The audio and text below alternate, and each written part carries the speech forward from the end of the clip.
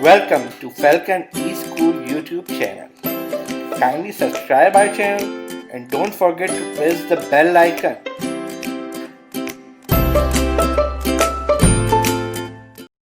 Cyto या kytos का क्या मतलब होता है? सेल और हॉलो वेसल. लोगस का मतलब है द स्टडी ऑफ. तो the study of cell is called as cytology. Cytology is the study of structure, function and composition of cells and cell organelles in plants and animals. Cells में क्या क्या चीज़ें मौजूद होती हैं, जो स्ट्रक्चर हम बता रहे हैं, आपने देखा होगा, अपनी प्रीवियस क्लासेस में पढ़ा भी होगा, एनिमल सेल पढ़ा होगा, प्लांट सेल पढ़ा होगा. तो उन दोनों के स्ट्रक्चर्स डिफरेंट होते हैं. एक में सेल मेम्ब्रेन होती है, एक में सेल वॉल होती है, उसके अंदर सेल ऑर्गेनल्स होते हैं. इन सब की स्टडी को हम क्या कहते हैं? साइटोलॉजी. सेल ऑर्गेनल्स क्या होते हैं? माइटोकॉन्ड्रिया है, आपका न्यूक्लियस है, आपका राइबोसोम्स हैं. ये सारे क्या हैं? सेल ऑर्गेनल्स हैं, जो सेल के अंदर मौजूद जो छोटे ऑर्गन्स होते हैं, जो अपने डिफरेंट जिनके फंक्शंस होते हैं, इन सबको हम क्या कहते हैं? Cell organelles. नेक्स्ट ब्रांच पे हम लोग आते हैं, दैट इज़ फिजियोलॉजी. फिजियोलॉजी क्या है जी? फिजियोलॉजी बेसिकली स्टडी है, ब्रांच ऑफ बायोलॉजी है, जिसमें हम डील करते हैं किसकी स्टडी को? Function and activities of various organs of an organism, whether it is a plant और इट्स एन एनिमल.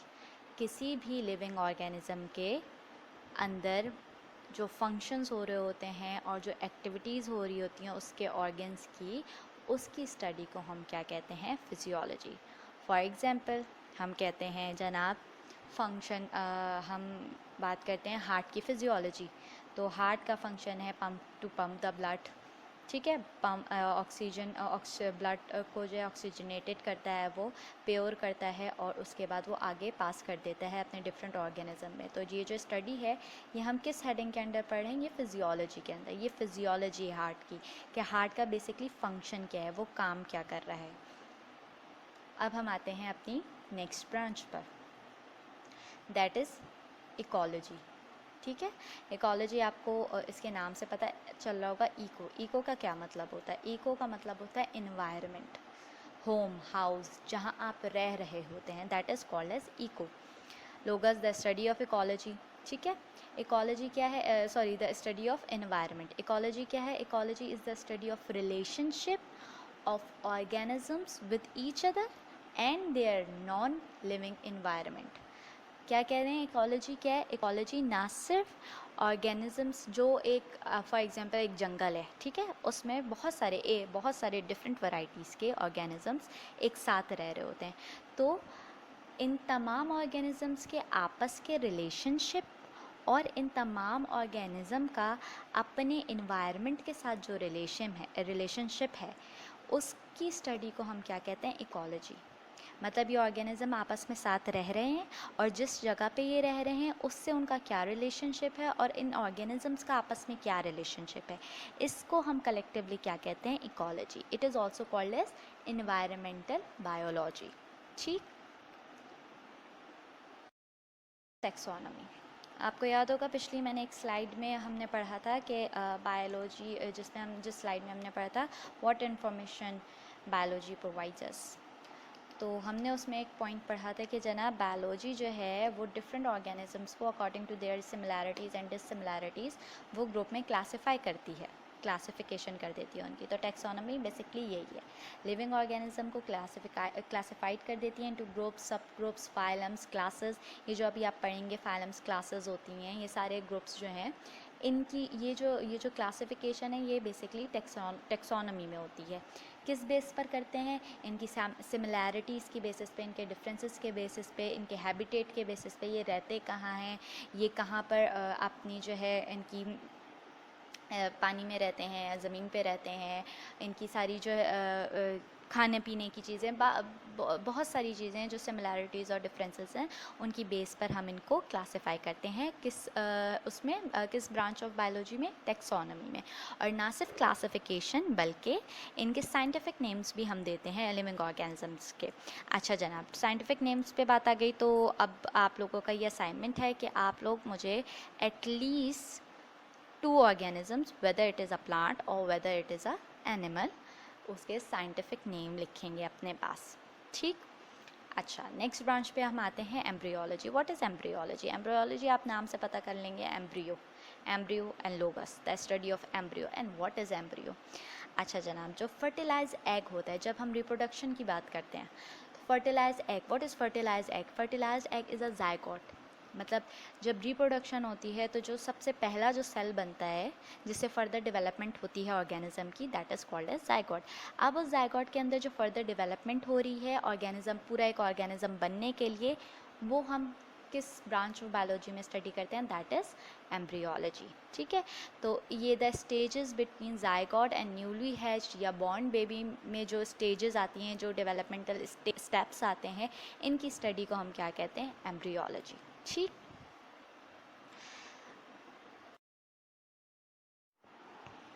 अब हम आते हैं अपनी नेक्स्ट स्लाइड पर। फर्दर हम कंटिन्यू कर रहे हैं ब्रांचेस ऑफ बायोलॉजी को। जनाब, नेक्स्ट ब्रांच है genetics. What is genetics? It is one of the most favourite branch of biology, मेरी फेवरेट ब्रांच है, ठीक है। जेनेटिक्स में क्या होता है जनाब? What is genetics? Genetics is basically study of methods and principles of biological inheritance of characters from parents to their offspring is called as genetics. ये पॉइंट भी हम पढ़ चुके हैं अपनी पिछली स्लाइड्स में कि बेसिकली जेनेटिक्स में आप क्या पढ़ते हैं, जेनेटिक्स में हम पढ़ते हैं इनहेरिटेंस को।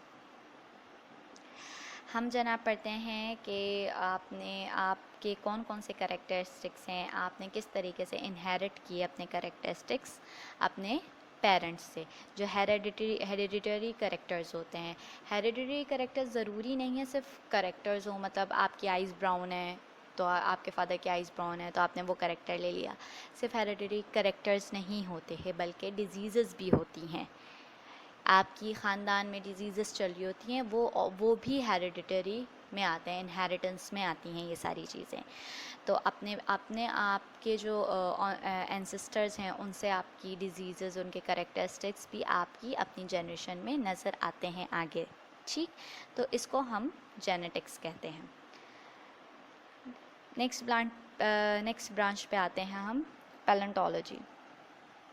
What is palaeontology? जनाब, पैलेंटोलॉजी क्या है? The body parts of ancient organisms और their impression preserved in rocks are called fossils. The study of fossils is called as palaeontology. जनाब, बात यह है कि हमारी जो दुनिया है उसमें बहुत सारे ऐसे ऑर्गेनिजम्स पहले मौजूद थे जो कि अब मौजूद नहीं हैं, अब नहीं बचे वो। अब वो क्यों नहीं बचे वो एक अलग बहस है, लेकिन ड्यू टू कुछ रीज़न्स हैं, क्लाइमेटिक कंडीशंस हैं जो चेंज हुई इस ज़माने में। सालों गुजर गए, हज़ारों साल गुजर गए, क्लाइमेटिक कंडीशन गुजरी, कहीं पर इंसानी वजूहात भी रही कि हमारी जो बहुत सारी स्पीशीज़ हैं वो एक्सटिंक्ट हो गई, नापैद हो गई। तो वो एक अलग रीज़निंग है कि वो क्यों नहीं बचे। बहरहाल तो उन तमाम एक्सटिंक्ट ऑर्गेनिजम्स की स्टडी को हम कहते हैं पैलेंटोलॉजी।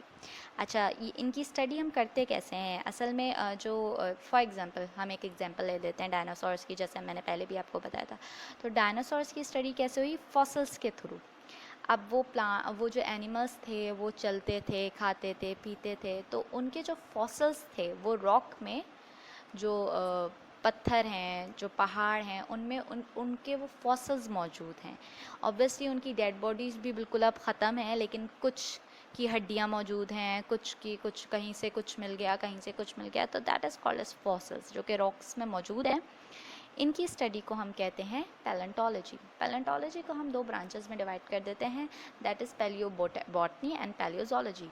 नाम से पता चला है पैलियोबॉटनी क्या होती है, it is the study of plant fossils, जो प्लांट फॉसिल्स के बारे में हम पढ़ते हैं, और palaeozoology it is the study of animal fossils.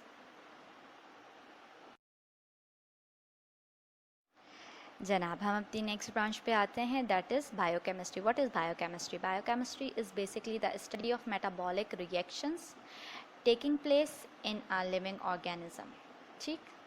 Biochemistry क्या है? Bio is life and chemistry is the study of chemicals. तो जो वो केमिकल रिएक्शंस जो किसी भी लिविंग ऑर्गेनिज्म में हो रहे हैं, उनकी स्टडी को हम क्या कहते हैं? बायोकेमिस्ट्री। अब ये रिएक्शंस जो है वो कंस्ट्रक्टिव भी हो सकते हैं और डिस्ट्रक्टिव भी हो सकते हैं। फॉर एग्ज़ाम्पल, एक एग्ज़ाम्पल है तो जो फूड बनता है प्लांट में फोटोसिंथेसिस के through, that is a constructive process. लेकिन जो रेस्पिरेशन होती है that is a destructive process. इसको हम डिटेल में जो है वो आगे पढ़ेंगे कि डिस्ट्रक्टिव प्रोसेस और कंस्ट्रक्टिव प्रोसेस क्या होता है। एक ओवरव्यू मैं दे दूँ कि कंस्ट्रक्टिव प्रोसेस में फूड बन रहा है, लेकिन रेस्पिरेशन में आपकी कार्बन डाइऑक्साइड बाहर जा रही है, डिस्ट्रक्शन हो रही है, ठीक है। That is called as biochemistry. अब हम आ जाते हैं बायोटेक्नोलॉजी पर। बायोटेक्नोलॉजी क्या है जी? Biotechnology, it is the branch of biology which deals with the practical application of organisms and their components for the welfare of human beings. For example, disinfection and preservation of food, preservation of insulin, and biogas from bacteria.